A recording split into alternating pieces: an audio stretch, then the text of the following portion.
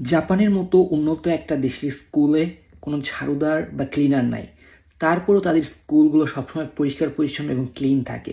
এটা কিভাবে সম্ভব?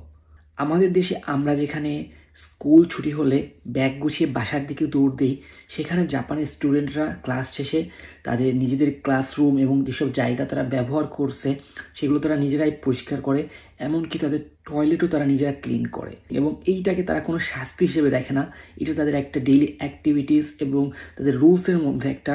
তো জাপানে ওসোজি নামে একটা ট্রেন্ড রয়েছে, যার ইংলিশ মিনিং হচ্ছে এ বিগ ক্লিন আপ, অর্থাৎ তারা সেটাকে ফলো করে। তারা বিশ্বাস করে ছোটবেলা থেকে যদি তারা নিজেদের কাজ নিজেরা করে তাহলে বড় হয়ে তারা একজন দায়িত্বশীল মানুষে পরিণত হবে।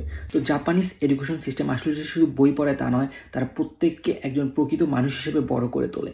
এই জিনিসটা যদি আমাদের বাংলাদেশে অ্যাপ্লাই করা যায় তাহলে আমাদের দেশে বাচ্চাদের মধ্যেও ছোটবেলা থেকেই আসলে এই জিনিসটা গড়ে উঠবে, কিভাবে পরিষ্কার পরিচ্ছন্ন থাকা যায়, এবং তারা ছোটবেলা থেকে অনেকটা সচেতন হবে।